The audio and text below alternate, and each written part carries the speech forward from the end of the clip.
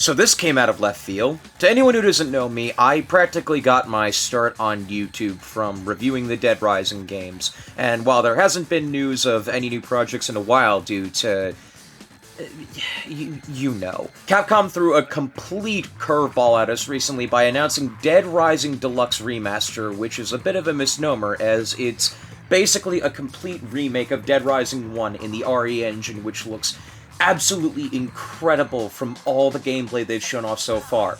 Given that I've recently gone back and replayed almost every Dead Rising game and bothered to 100% the original, I thought I'd take some time to go over things I'd like to see changed, tweaked, fixed, or even remained untouched in Dead Rising Deluxe Remaster. Now keep in mind, this is all just my opinion, and if you've got a different opinion, I'd love to hear about it in the comments, and I'm also not going to be talking about vague things that they've already announced or shown off, such as the improved graphics or improved Survivor AI.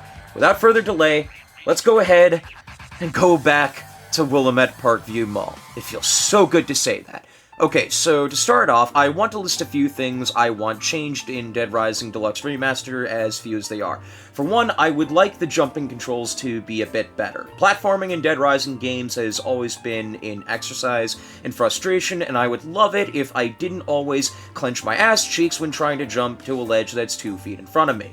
On the subject of controls, I did notice in the gameplay footage they showed off that swapping weapons looks like it'll be done with the D-pad instead of the bumpers, and interacting with items looks like it'll be done with Y instead of B. So I'm hoping there are options to rebind the controls, as interacting with Y is absolutely going to fuck my muscle memory up, as it's always been done with B. I'm hoping they've rebinded dodging to clicking down on the left stick, and I hope that special moves don't require you to awkwardly press a combination of X and A and wiggling around the left thumbstick or clicking on the left thumbstick, because that was the most annoying thing in the world.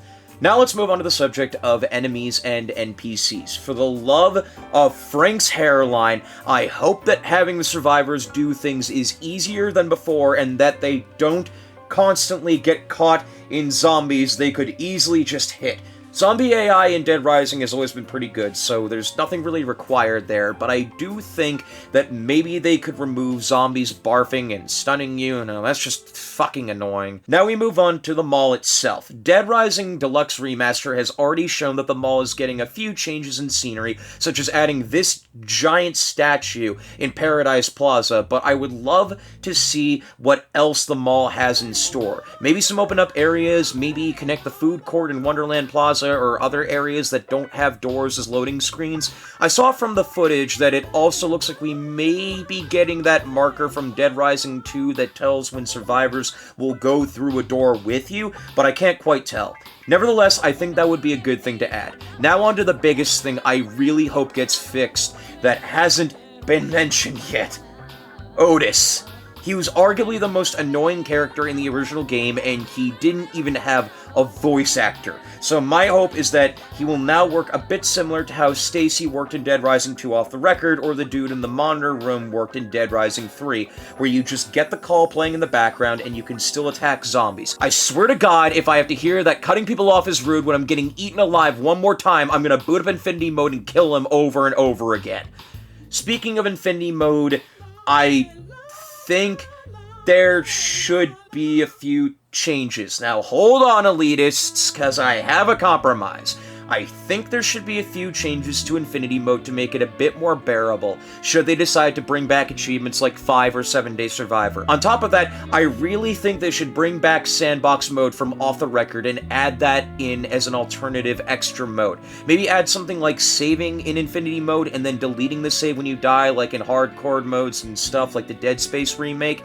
I wouldn't even mind if they kept the depleting health, just don't make me sit around for 14 hours straight for nothing but a pair of goddamn heart boxers. Like, look, I know I probably just pissed a lot of people off for even suggesting these changes, but I have never in my life heard of anyone who enjoyed getting stuff like 7 Day Survivor, even the most staunch defenders of the original game. I don't think options are a bad idea.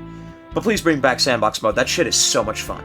For Cliff Notes, I would like to say I want guns to do more damage, I would like the freeze frames to stay in, which from the footage it looks like they will be, and I would like Dismemberment to look a bit better as well, as the original game had Dismemberment that looked like someone sewed a doll back together that had lost its limbs. And that's pretty much all I have. You can bet your asses I'll be keeping an eye on this remaster, and you know what? I think it's time for a revisit. My opinions have changed, my perspectives are different, and I think I'm ready to right some wrongs from years ago. In the next video, I'll be talking about the entire Dead Rising franchise again. I'm really excited to go back to my roots, essentially. A lot of you might not have known that I basically started out as a reviewer by talking about Dead Rising, and it's a series that I've got a lot of love for, obviously, so I think it's time I do it justice. I'll see you guys in the next video, and be sure to keep your orange juice and a baseball bat handy. You guys have a great day, and I will see you next time.